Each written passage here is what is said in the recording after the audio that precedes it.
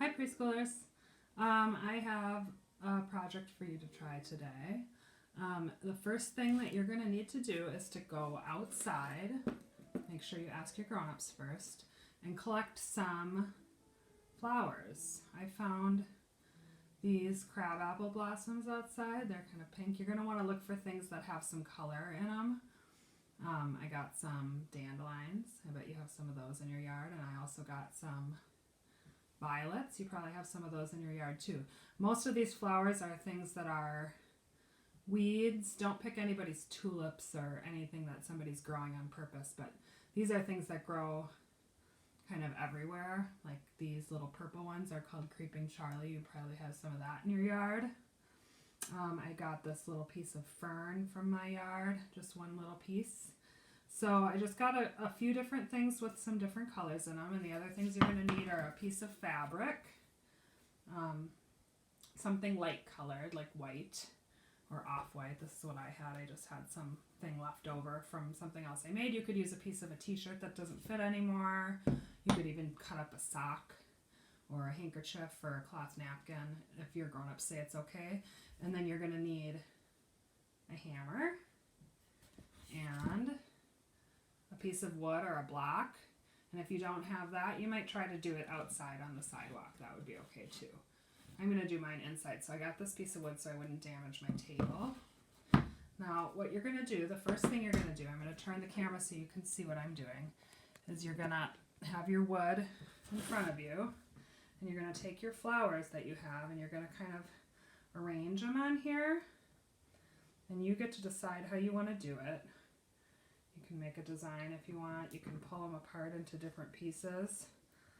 But what we're going to do is we're going to pound them with the hammer with the fabric over the top and see if we can transfer some of the pigment, that's a fancy way of saying the color, from the flowers into the fabric. And if we pound them hard enough, I think that will work. So I'm just laying out what I've got here. Make a beautiful arrangement. Put some more of these pink ones in. There's a little bit of a hole in my wood here. I'm not going to put anything in that spot because I think it'll be hard to get the color to transfer there. I'm just going to leave it open. Where'd that little piece of fern go? Try a little piece of fern. And I think that looks like a lot for right now. And maybe I'll do some more in another spot. Then you're going to take your fabric and you're going to lay it over the top and make sure that all of it is covered. And then the next thing you're going to do is you're going to take your hammer and you very carefully, with your other hand far away from where the hammer is, you're going to pound on that wood. You want to do it all over because you can't really see where the flowers are. But you can see as I'm starting to pound, you can start to see the color come through the fabric.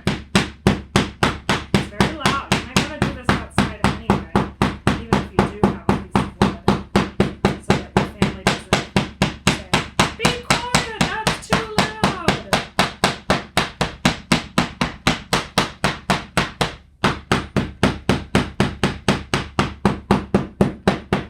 Okay, it starts to smell like plants.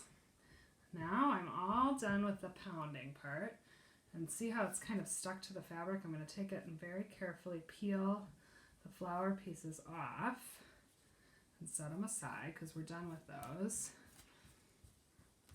And you can see that we made this beautiful flower print.